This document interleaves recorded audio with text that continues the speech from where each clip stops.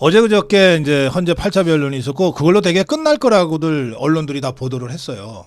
그리고서 뭐 여말 2말 3초면은 이제 탄핵 심판 판결 나온다 어쩌고 저쩌고 했는데 8차 변론이 안 끝났습니다. 종결이 안 됐어요. 네네. 이거 어떻게 보세요, 정준길 변호사? 그건 사실은 헌법재판소 입장에서는 아쉽겠죠. 빨리 끝내야 되는데 끝낼 수가 없으니까. 네. 그래서 다음 주 화요일 날 이제 마지막으로 하면서 그날 양쪽 주장이나 증거관계에 관한 정리를 최종적으로 마친 다음에 네. 한 번 정도 더 기회를 잡아서 양쪽이 최종 변론하는 그리고 당사자인 윤 대통령께서도 자기 입장을 밝히는 재판을 하고 난 다음에 최종적으로 아마 한 3월 10일 전후쯤 돼서 최종적으로 판결을 선고하려고 아마 예정을 했던 것 같습니다. 네. 근데 이제 뜻밖의 변수가 생긴 거죠. 네. 네. 변호인단이 총사퇴를 공개적으로 시사를 했습니다. 근데 뭐 아시겠지만 변호인단이 총사퇴를 하게 되면 그러면은 예전에 그 박근혜 대통령 때도 비유사한 일이 있어서 약 한 40여일 정도 헌법재판이 미뤄진 선례가 있습니다. 네. 네. 뭐 여러 가지 얘기들을 해요. 변호사 강제주의지만 윤석열 대통령께서 변호인 자격이 있기 때문에 변호사가 없어도 재판을 진행할 수 있다. 국선 변호사를 뭐 붙일 수도 있다. 어쩌고 저쩌고 뭐 이런 많은 얘기들이 있지만 어떤 형태이든지 관계없이 이것은 재판의 어떤 진행에 영향을 미칠 수밖에 없기 때문에 결국은 변호인단의 총사퇴 시사에 눈치 보기를 한 그 헌법재판소가 20일 날짜를 잡은 것이다. 그렇게 생각을 합니다. 근데 그 20일은 그 서울중앙지방법원에서 대통령 그 구속 취소 심리를 하는 날이잖아요. 네네. 그리고 대통령이 직접 가서 구속의 부당성을 호소할 수도 있는 날이잖아요. 저희가 그 네. 아시아투데이 방송을 하면서 그 부분을 미리 저희가 예견을 했어요. 네. 헌법재판소에서는 아마 20일 날 잡을 것이다. 그래서 20일 날 잡은 것에 대해서 말을 하면 아니 오전에 갔다가 오후에 오시면 되잖아요. 두 번째. 재판 준비 절차는요. 꼭 피고인이 가야 되는 게 아니잖아요. 관행적으로 피고인들이 대부분 안 가니까 거기 가지 마시고 준비하신 다음에 헌법재판 하면 되잖아요라고 이야기할 것이다. 아하, 예. 근데 지금 이 말에 어떤 어폐가 있습니까? 참여 여부는 피고인의 권리잖아요. 그렇지, 권리지. 그런데 너 가지 말아라는 이야기랑 어. 똑같지 않습니까?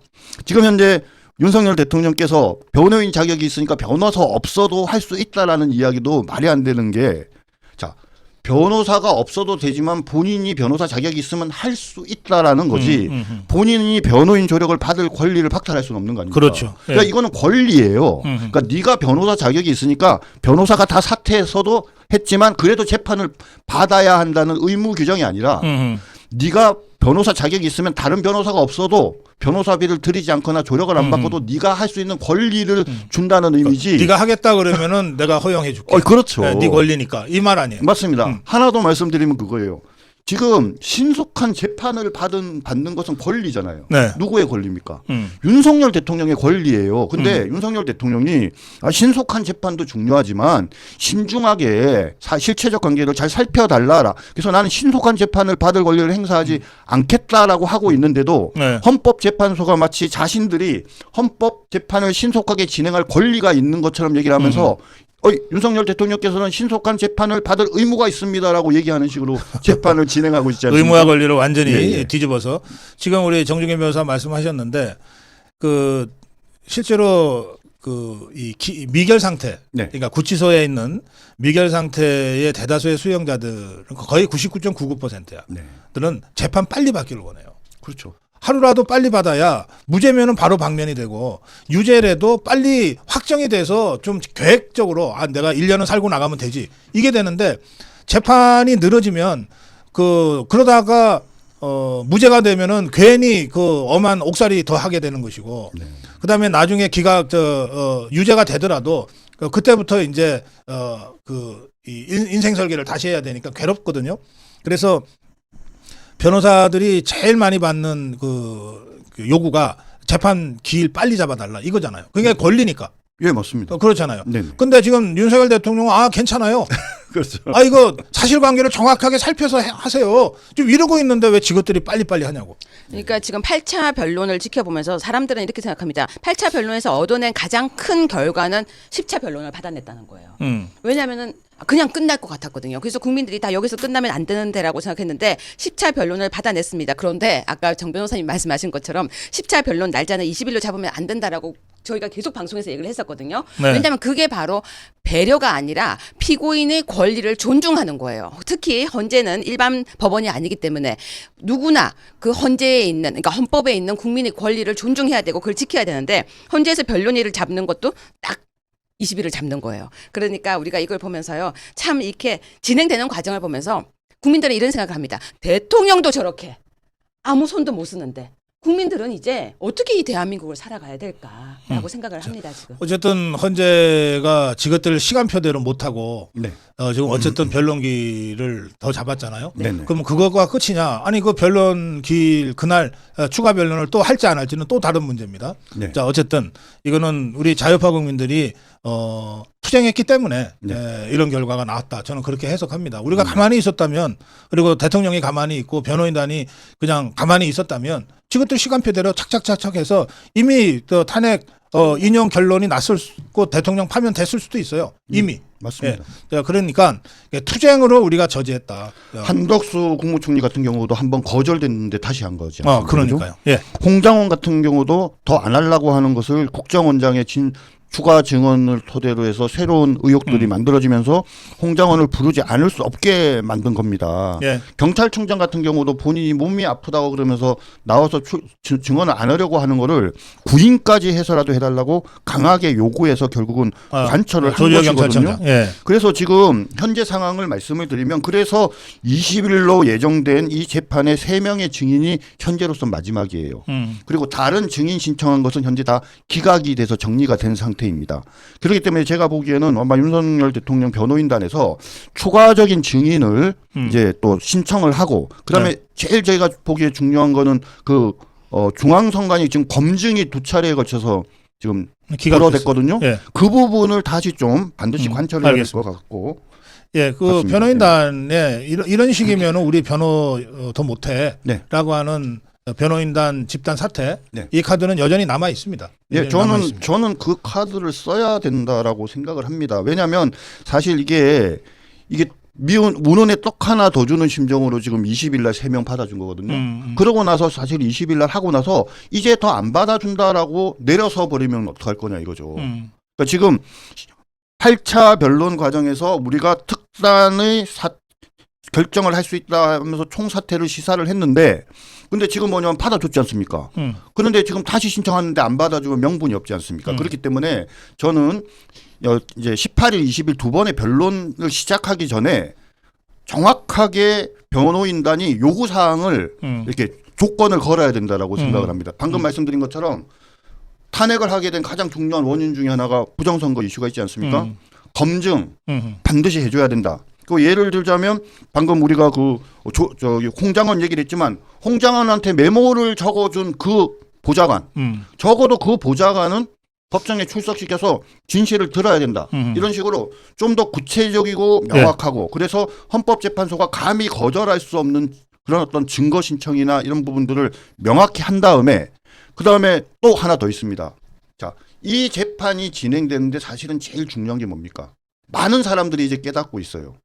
제일 먼저 해야 될 재판이 40여 개의 헌법재판관 관련된 그 쟁송이 아니라 한덕수 총리가 과연 제대로 탄핵이 소추가 된 게 맞는지 네. 그 부분에 관한 것을 먼저 판단을 해야 헌법재판관이 재판할 자격이 있는지 여부가 판단된다라는 부분들을 이제 많은 국민들도 알고 국민의힘도 알거든요. 그러니까 그런 것도 저는 같이 얘기해야 된다고 봅니다. 그래서 이거를 먼저 선결적으로 판단하지 않고 이 윤석열 대통령의 이 탄핵 재판만을 진행을 한다 그러면 우리는 온몸으로 거부한다. 그래요. 예.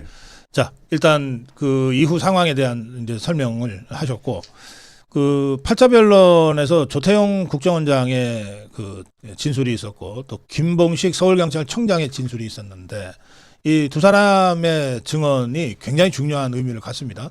이거 어느 분이 좀 정리해 그러니까 주시겠어요? 지금 네. 정리는 정 변호사님이 이제 하실 건데 제가 이거는 꼭 얘기해야 될 것 같아요. 정 변호사님이 계속 얘기하셨지만 그 원고 그러니까 메모를 적었다고 하는 사람에 대한 얘기가 지금 안 나오는 거예요. 보좌관. 네, 누가 네. 적었냐? 음. 그러면 그 보좌관은 반드시 얘기를 해야 되는 거예요. 왜 이렇게 적었는지. 그 메모가 중요한 증거로 지금 쓰이고 있잖아요. 네. 근데 나중에는 이 메모에 대해서도요. 메모 적은 장소도 이상하죠. 음. 그리고 메모도 갑자기 분신술을 해요. 네 개로. 그럼 그 부분에 대해서도 이제는 밝혀야 되는데 네. 이 부분이 지금 계속 그냥 흘러가고 있다는 거를 음. 반드시 지적해야 될 것 같습니다. 네. 예. 김봉식 서울경찰청장의 증언에 대해서는 되게 증언을 잘했다라고 이렇게 만족해 하시는 분들도 많은데 사실은 저는 좀 걱정이 많이 되더라고요. 왜냐하면은 본인이 국회에 그날 가서 뭐 봉쇄 또는 치안을 유지하게 된 이유가 포고령 때문이라고 한 이 표현들이 사실은 좀 마음에 걸리고 그다음에 또 윤 대통령이 탄핵을 하게 된 개인 가정사 얘기를 했다 이런 류의 얘기들을 한 것이 그게 좀 개헌? 개인 가정사 그러니까 이런 탄핵이 류의, 아니라 이런 류의 얘기들을 한 게 계엄을 하게 된 거에 대해서 음. 이런 부분들이 사실은 좀 제가 보기에는 조금 걱정들이 됩니다. 근데 그럼에도 불구하고 뭐 또 제일 안심을 하는 부분은 뭐냐면 뭐 조성현 그 제1경비단장까지 나와갖고 어쩌고 저쩌고 얘기했지만 지금 계엄 사유의 4가지 중에 3번째가 뭡니까? 국회의 기능 활동 권한을 방해했는지 여부였습니까?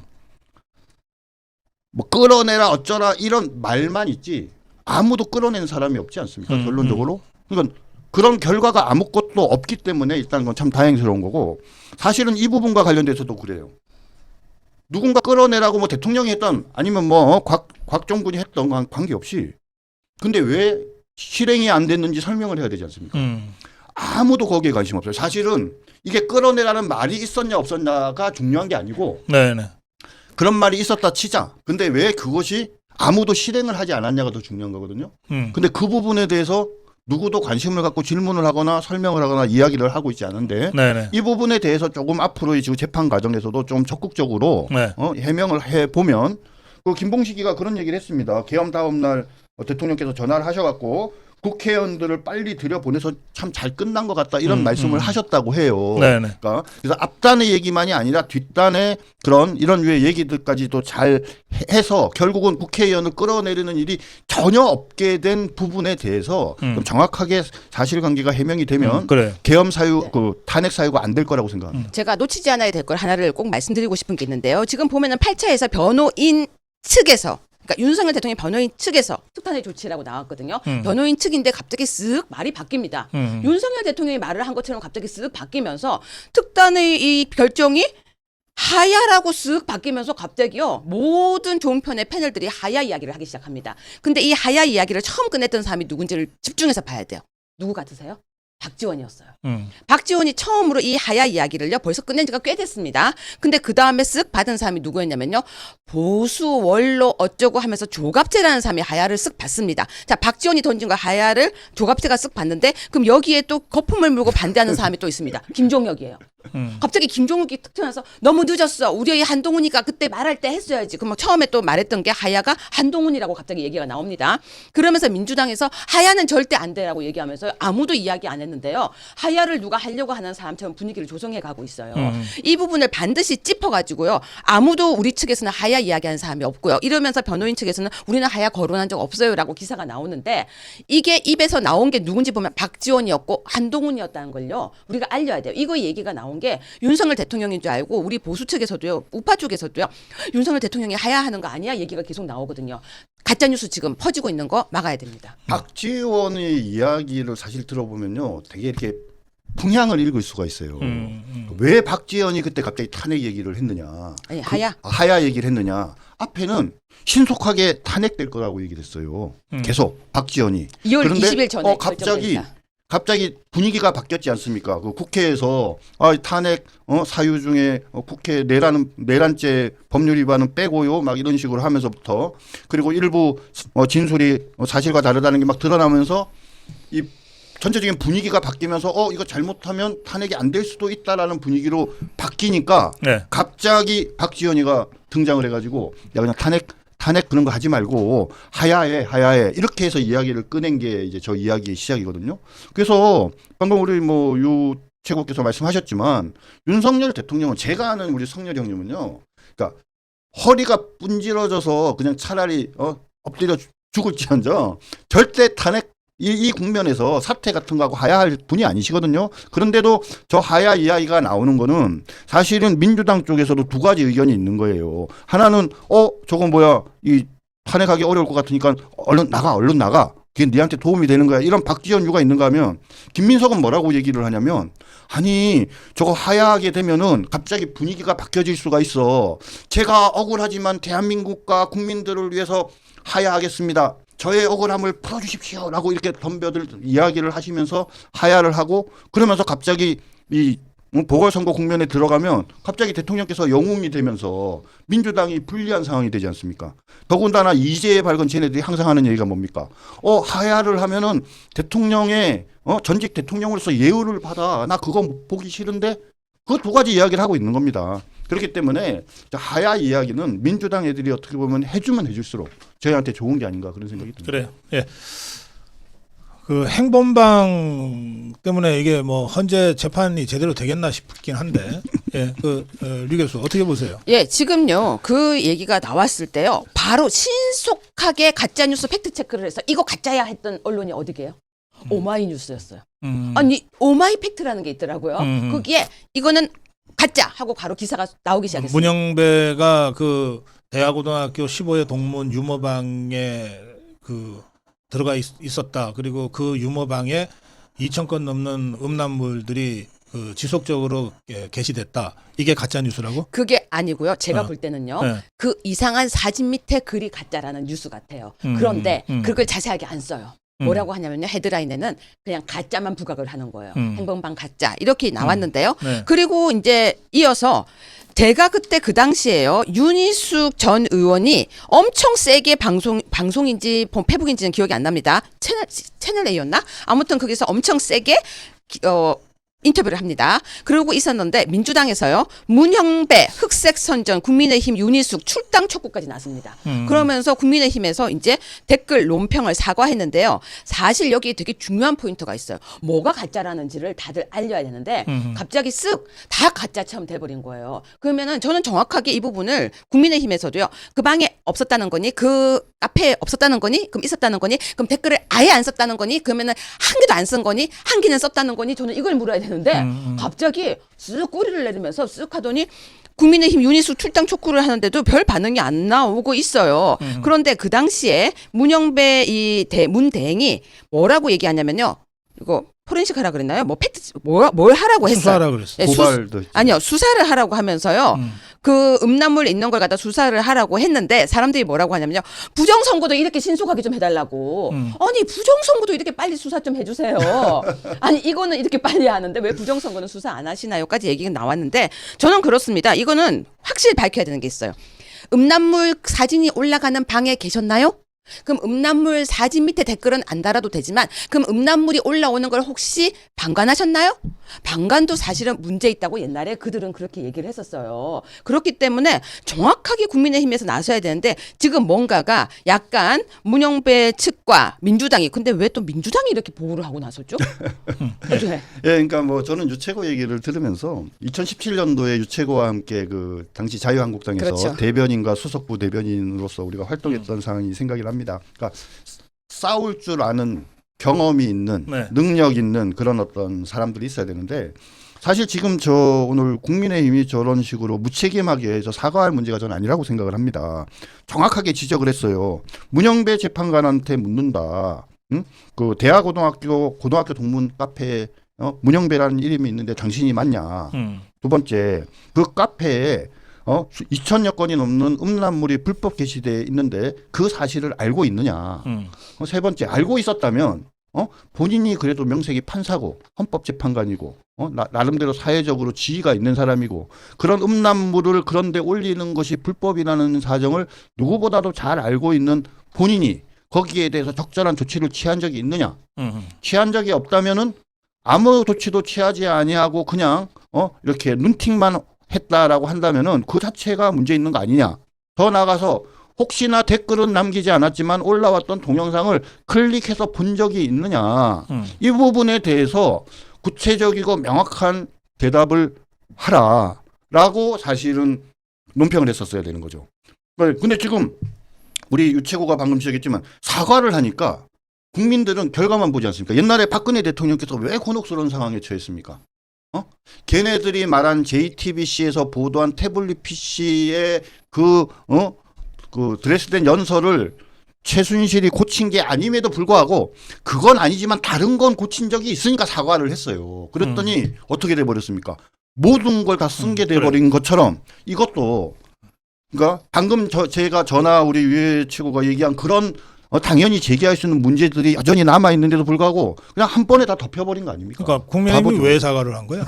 지금 국민의힘에서는요. 뭘 사과를 한 거야? 그러니까 지금 이 국민의힘 사과가 저는 진짜 이해가 안 가요. 제가 한번 그대로 읽어보겠습니다. 네. 미성년자 음란 게시물에 직접 댓글을 달았다는 내용을 담은 논평을 냈던 것에 대해서 사실관계 점검이 부족했다고 사과를 한 거예요. 그런데요, 박사님. 그거 언론이 그런 식으로 다 해주나? 그냥 사과한 거지. 그러니까 지금요, 논평 사과로 가잖아요. 논평 사과. 그런데 박사님 이상한 데 가 있었으면 가 있은 사람도 죄예요. 과전의 불합리 아닙니까? 가면 안 돼요. 네. 그리고 우리가 항상 하는 얘기가 있잖아요. 그럼 넌 봤니?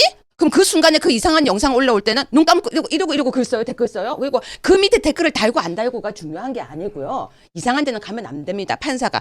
박사님 혹시 기억나세요? 2023년도였죠. 그 출장을 가가지고요. 판사가 성매매를 하다가 걸렸어요. 네. 그런데 그것도 흐지부지 끝나버렸었어요. 그래서 이번에 국민의힘에서요. 판사들 좀 더 군기 잡아라라고 이야기를 했어야 되는데 슬그머니 사과를 해버렸습니다. 저는 저거 알아요. 쓴 애가 고소당할 것 같으니까 꼬랑지 딱 내려버린 거예요. 자기 고소당할 것 국민의힘에. 같으니까. 그렇죠. 근데 제가 만약에 가까이 있었다 그러면 걱정하지 마.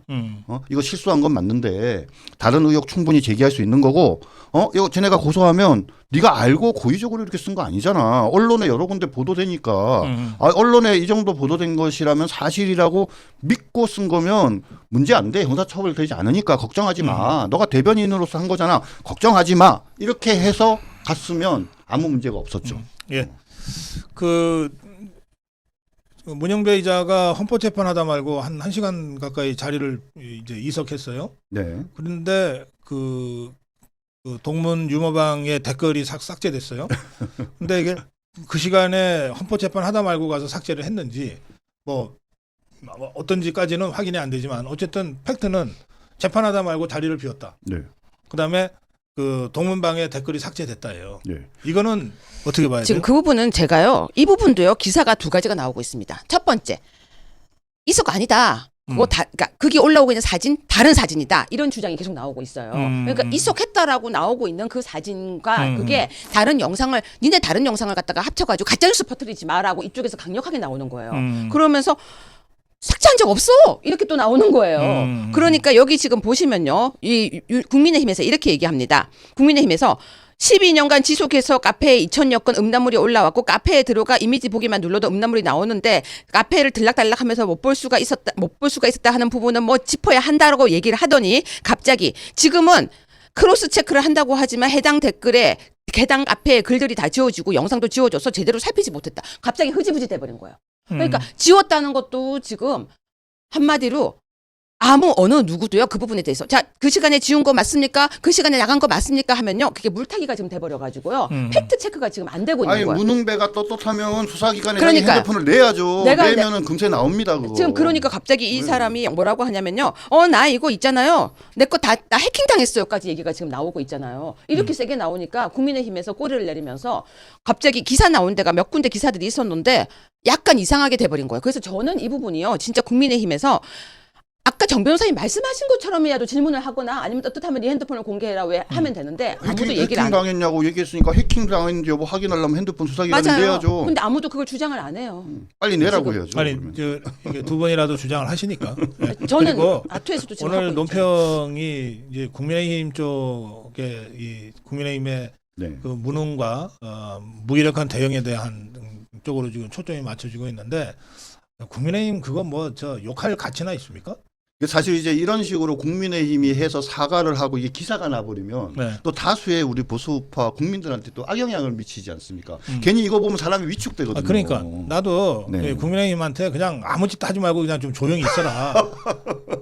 아니 근데 사실 내가 그거 주문하는 거예요. 박사님 괜히 이렇게 중불나게 나서지 말고 사과를 해버리고 그냥 나니까 가만히 있어라. 응. 사과를 해버리고 나니까요. 모든 국민들이 다 뭐라고 하냐면요. 이거 말하면은 지금 어떻게 잘못되는 거야? 다 들리잖아요. 위축 수준을 넘어서서 막 유튜브 내리고 있어요 지금. 그러니까 어떻게 보면은 저는 참 답답한 게요.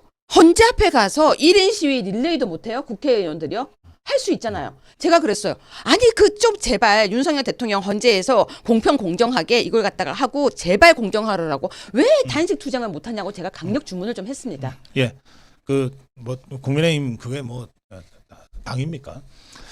자, 그 윤준 전 서울고등법원장, 그다음에 이영림 춘천지검장, 그리고 또 수원 지방 부장검사, 그리고 또 원로 헌법학자 허영 교수, 이런 이제 법조계 원로거나 중견에 해당되는 사람들이 전부 하나같이 지금 헌재 이대로 가면 큰일 난다고 지금 경고를 하고 있거든요. 예, 그 점은 어떻게 보세요? 제가 먼저 한 말씀 드리자면 어제죠. 이영림 춘천지검장에 대해서 중립 의무 위반이라고 공격을 하기 시작했더라고요. 그런데 사실 그렇게 얘기하면은요.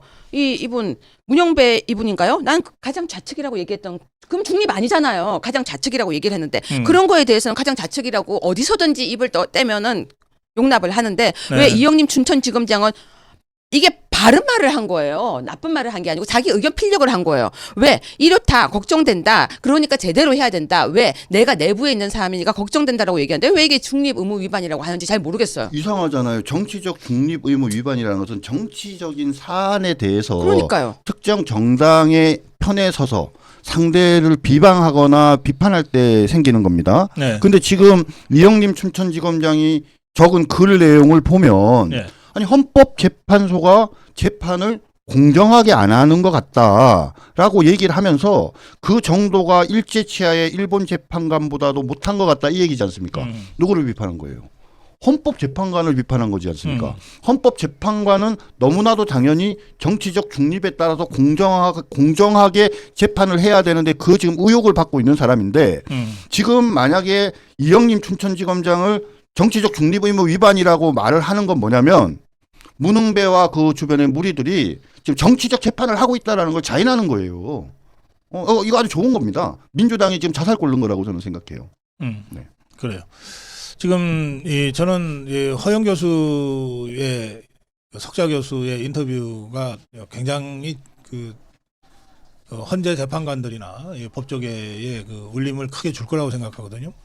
거기 지금 헌재가 저지른 10가지 불법과 위법 사항을 조목조목 지적하고 그리고 나서 그 다음에 얘기한 게 뭐냐면 그런데 지금 탄핵 저지 집회에 나오는 국민들이 엄청나다. 이렇게 불법 위법을 10건 가까이 저질러 놓고 이렇게 탄핵 저지 집회에 나오는 수많은 국민들도 외면하고 무시하고 그냥 대통령 파면을 강행하면 헌법재판소가 가루가 될 것이다 그랬어요. 네. 허영 교수의 글을 제가 그동안도 쭉 봐왔는데 이렇게 그 격렬하게 글 인터뷰를 한 것은 저도 처음 보거든요. 네네. 네, 저도 허영 교수님 책으로 공부를 했어요. 그분 예. 책을 안 본 사람은 거의 없을 겁니다. 네. 근데 지금 현재 나오고 있는 이야기들이 이 허영 교수님 이야기를 보면서 많은 사람들이 뭐라고 얘기하냐면요. 이제 헌법재판소 이번에 없어지겠다. 진짜 없어지겠다. 왜냐면은 기각 인용 이게 중요한 게 아니라 헌법재판소에 저런 재판관들이 저렇게 재판을 해서 대한민국 대통령도 한번 없어져 본 우리 대한민국에서 아직도 지금 더 심각해져 있는 이 모습을 보면서 헌법 노학자까지 나온 걸 보면서 대한민국 국민들은 이제 헌법재판소가 우리 대한민국에 더 이상 필요하지 않다라고 생각을 하고 있고요. 네. 인권위 결정안 그 결정문 보셨죠? 국가인권위원회. 예, 이번에 결정문 보면요. 헌재 그렇게 하면 안 된다라고 정확하게 쓰고 있습니다. 맞습니다. 근데 인권위 누가 만들었죠? 인권위 만든 사람들, 인권위 존중하는 사람들 저쪽 사람들이에요. 인권위를 존중하고 인권위를 아주 뭐라 그럴까 신격화시켰던 게 저쪽 사람들인데 그쪽 인권위가 이야기를 했습니다. 대한민국의 지금 헌재 재판 이렇게 하지 말라고 대통령을 지금 석방하라고 이야기를 했습니다. 그럼 들어야죠. 네. 허영 교수님이 얘기한 10가지를 하나하나 제가 거명은 하지 않겠는데요. 지금 헌재가 가루가 돼서 없어질 수 있다라고 얘기하는 것을 좀 전문적인 시각에서 좀 설명을 드릴 필요가 있을 것 같아요. 여러분들 대한민국의 헌법의 가장 중요한 어떤 그 가치 중에 하나가 권력 분립이지 않습니까? 그죠? 그럼 권력을 분립하는 이유는 주권자인 국민들을 위해서 권력을 분립시켜 놓고 서로 체크 앤 밸런스를 해야 국민의 기본권이나 권리가 제대로 지켜진다라는 그런 사고에서 권력 분립 제도를 만든 겁니다. 그럼 권력을 몇 개로 분립할 거냐라는 거에 대해서는 다양한 견해가 있지만 가장 핵심적인 거는 상권 분립이지 않습니까? 입법, 사법, 행정이에요. 네. 자, 그러면 헌법재판소가 꼭 별도로 있어야 되나요? 이건 또 다른 문제라는 거죠. 그래서 보통 이 헌법학자나 입법 레드를 보면 헌재가 있는 나라가 몇 나라 안 되죠. 네. 독일 걸 수용했다라고 일단 알고 네. 있는데 그래서 독일의 단점만 수용했어요. 1987년도에 비로소 헌법재판소라는 제도가 만들어지면서 헌법 안에 들어온 거예요. 그럼 네. 자, 그러니까 헌법재판은 필요합니다. 그럼 누가 헌법재판을 할 건가에 대해서는 세 가지 입법례가 있어요. 하나는 우리 지금처럼 헌법재판소를 독립적으로 설치하는 방법이 있고요. 두 번째는 대법원에서 헌법재판을 하는 방법이 있고, 세 번째는 헌법위원회라는 별개의 단체 조직을 기관을, 그러니까 인권위원회처럼 예. 헌법위원회라는 것을 별도로 두는 그런 세 가지 방법이 있습니다. 대한민국에서는 지금까지 원래 재헌 당시부터 거의 대부분은 헌법위원회라는 그런 어떤 별도의 그냥 이 합의체 기구를 두고 하다가 중간에 딱 한 번 대법원에 그 헌법재판할 수 있는 권한을 부여했다가 다시 헌법위원회로 넘어왔다가 그러면서 1987년도에 이 헌법재판소 제도가 만들어진 거거든요. 자, 이것은 무슨 말이냐? 헌법재판소 제도가 과연 필요하냐 필요하지 않느냐에 대해서 사실은 논의가 있을 수 있는 기관이라는 거예요. 그러면 헌법재판소가 지금까지 그래도 국민들에게 신뢰를 받아온 원인은 뭐냐? 헌법이라는 것이 단순한 장식물이 아니라 우리 현실 속에서 살아 숨쉬는 그런 어떤 기능을 한다는 것을 보여준 순기능적인 역할을 상당히 해왔기 때문에 헌법재판소에 대한 신뢰가 상당히 높아졌었던 거거든요. 그런데 지금 이런 식으로 한다면 편벽된 특정 정파의 이해관계나 생각을 반영하는 방식으로 국민들이 직접 뽑은 대통령을 만약에 잘라낸다라고 한다면 지금 우리 허영 교수님이 말씀하신 것처럼 헌재가 가루가 될 수밖에 없는 자, 거죠. 그러면 허영 교수님이 지적하신 거 두 가지만 저는 아주 공감하는 거 얘기할게요. 수사 서류 송부 촉탁 수용한 거예요. 두 번째는요, 탄핵 소추 사유 변경을 수용한 거예요. 나머지 10가지 중에서 저는 이 두 개는 반드시 잘못됐다라고 인정을 해야 되는데 네. 수사 서류 보내면 이거는 예단이 생겨요. 그래서 일반 재판에서도 굉장히 조심조심 하는 건데 헌재에서 수사 서류 송부 촉탁 박근혜 대통령 때 한번 당했는데 이번에는 안 된다고 그렇게 했지만 또 당했죠. 탄핵 소추 사유 변경을 했어요. 왜 탄핵하는데? 내란죄 때문에. 근데 내란죄가 빠졌어요. 우리가 계속해서 안고 빠졌다, 뭘 짜장면에 짜장면 빠졌다 이렇게 얘기를 아무리 해도 계속 진행되고 있는 걸 허영 교수님이 지적하신 거라고 저는 봅니다. 예. 자, 마지막으로 이게 시간이 많이 됐네요. 그 민주당의 그 교육원장 박구영이라는 자가 그 2030 말라 비틀어지게 해야 된다 했다가 이제 그만뒀어요. 네. 잘렸는데 2030이 저 것들이 겁나긴 엄청 겁나는 모양이에요. 근데 이 발언 때문에 이 탄핵 저지 집회에 1230 세대가 정말 많이 나오게 될 것 같아요. 근데 2030 그러니까 10도 나오고 20도 나오고 30이 나오는 이유는요. 네. 되게 간단하게 아이들에게 물으면, 그러니까 학생들, 뭐 청년들에게 물으면 되게 재밌게 얘기해요. 쟤네들한테 속아서요. 민주당한테 속였어. 민주당이 정말 우리를 위해서 좋은 나라를 만들어주는 줄 알았어요. 근데 위선적이었어요. 속았어요. 그리고 절차를 보장하지 않는 걸 보니까 우리도 그 일을 당할까 봐요. 라고 얘기를 해요. 되게 또박또박하게 이야기를 합니다. 그러면서 얘기가 되게 재밌는 얘기가 있어요. 부정선거라면 우리는 이런 대한민국에서 선거 못하겠습니다. 그럼 부정선거라면 아니라면 확실하게 공개하세요. 왜 이렇게 부정선거란 단어만 쓰면 왜 쉬쉬하시나요? 애들은 되게 확실하게 묻습니다. 부정선거가 아니면 확실하게 다 공개하지 왜 그 얘기만 나오면 경기 일으키세요라는데 갑자기 2030 말라 비틀어지게라고 하니까 옛날에 우리가 그 당에서 활동할 땐 그렇게 좋아하더니 우리가 지금 반대 목소리 내니까 우리 보고 이야기할 때는 옳은 소리 내고 정의로운 소리 내라고 민주당이라고 해놓고 왜 갑자기 우리가 옳은 소리 내니까 민주적이지 않게 이런 강한 얘기를 하세요라고 이야기를 하더라고요. 사실은 민주당이 그동안 20대 30대의 지지를 과거에 많이 받아왔지 않습니까? 그런데 사실은 민주당이 잘해서 20대 30대가 지지했던 것이 아니거든요. 그래서 사실은 민주당은 지금 되게 당황스러운 거예요. 그러니까 어떻게 보면은 되게 좀 저는 양심이 없다고 생각하는데 어느 순간부터 20대 30대를 위해서 제대로 된 정책을 하거나 그들을 고려하는 정책들이나 정치를 해오지 않아 놓고도 20대 30대가 자기네들을 지지하니까 너무나도 당연히 자기네들을 지지해야 된다라고 생각을 해왔는데 방금 말씀하신 것처럼 이제 20대 30대가 바뀐 거죠. 저 민주당 저거 믿지 못할 거고 내로남불이고 가식적이고 오히려 더 권위주의적이고 독재적일 수 있다라는 것을 알고 그들에게 엔티적인 모습을 보이니까 어떻게 대응을 해야 될지 모르는 그런 어떤 상황이 돼버린 것 같습니다. 제가 보기에는 민주당이 과거에 우리 보수우파 정당이 20대 30대의 지지를 받기 위해서 아무리 애를 써도 받을 수 없었던 것 이상으로 앞으로 민주당이 20대 30대의 외면을 받을 걸로 그렇게 예상이 됩니다.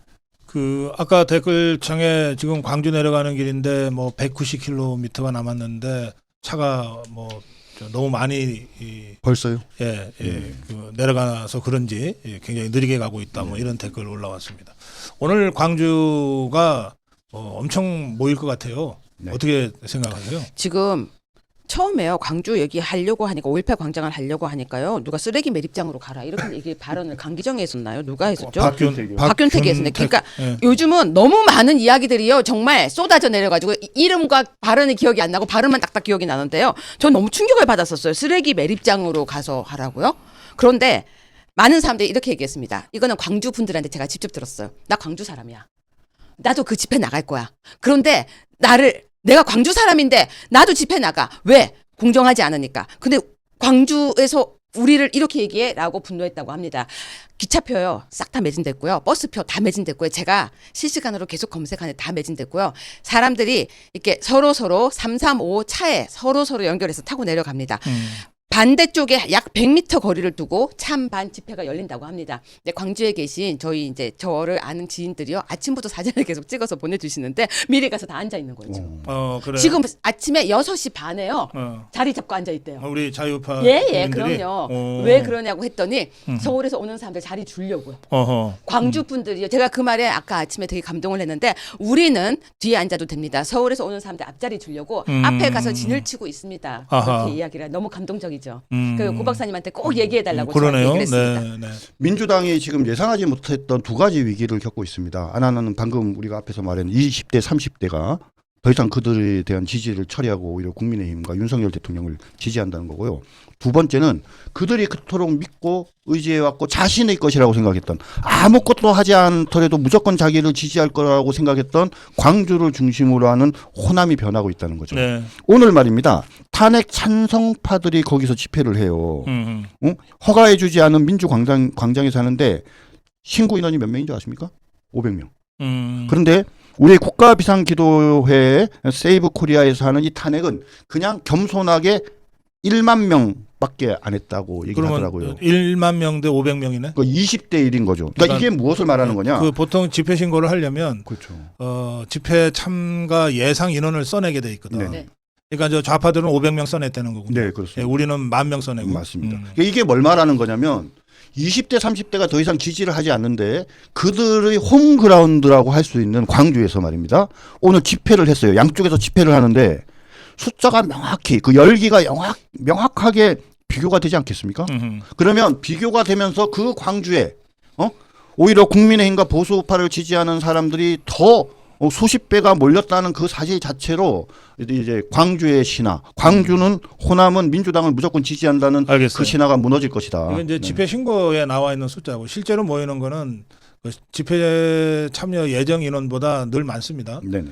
지금 최소 10만 명은 모일 것 같다는 말씀들을 어제 그저께부터 해오셨는데 아까 류 교수 말씀하신 대로 그 기차나 이 고속버스가 전석 매진이 어제 그저께부터 매진이었어요. 네.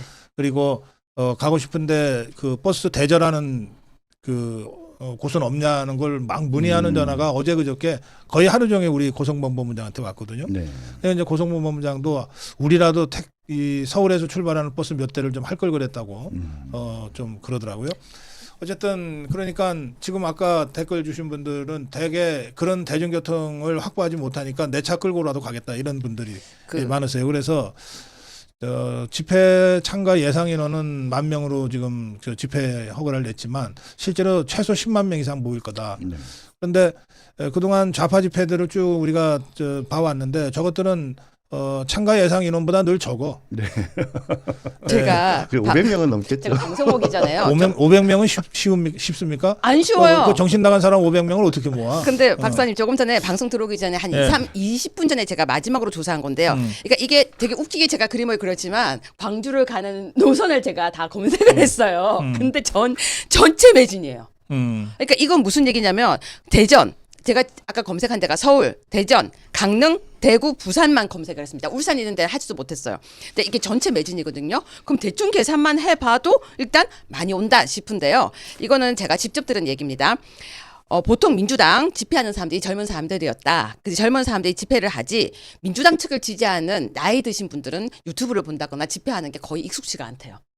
나가는 것도 잘 못하고 나가본 적도 없고 유튜브도 잘 못 본대요. 그 호남의 민주당 지지자들. 네네. 그래서 호남의 민주당 지지자들은요 지금 이게 도대체 무슨 상황인지 이걸 어떻게 그래요. 할 줄을 모른다고 하더라고요. 예. 마무리 한 말씀씩 듣겠습니다. 네. 예. 저는 오늘 그 광주 집회가 이번 윤석열 대통령의 개헌과 탄핵에 정말 새로운 분수령, 이정표가 될 거라고 생각을 합니다.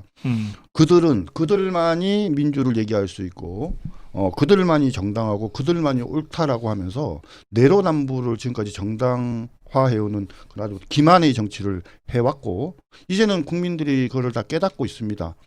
방금도 말씀드렸지만 바로 민주당을 지지해온 큰 두 개의 축이 20대, 30대의 지지와 호남의 지지입니다. 20대, 30대 지지가 무너졌다는 것은 이미 여론조사를 통해서 극명하게 드러났습니다. 호남도 지지 여론조사를 해보면 무너졌다는 것을 아는데 아직 사람들이 국민들이 아직 느낄 기회가 없었어요. 네. 근데 이번 집회로 숫자와 열기로 그 부분이 이제 드러나게 되면 윤석열 대통령 탄핵 재판에도 상당히 긍정적인 영향을 미칠 거라 생각합니다. 그래요. 네, 우리가 잊었던 이름 다시 한번 상기시키겠습니다. 마은혁에 대한 임명 촉구안이 민주당에서 그러니까 국회를 통과해서 촉구안이 결의가 되었습니다. 이거 눈여겨봐야 돼요. 왜냐하면 뒤에서 다시 대기하고 있는 마은혁이 있다는 거 여러분 잊지 마시고요. 항상 그런 생각이 듭니다. 정말 우리가 많이 강해지고 단단해지고 그리고 힘도 나고 어려운 시간을 견디면서 2016년도부터 착착 견디면서 아픈 시간이었는데 그 아픔이 또 이렇게 단단해진 것 같습니다. 힘냅시다. 네, 걸리면 죽는다. 리우 여의 교수 정정일 변호사 함께했습니다. 고맙습니다.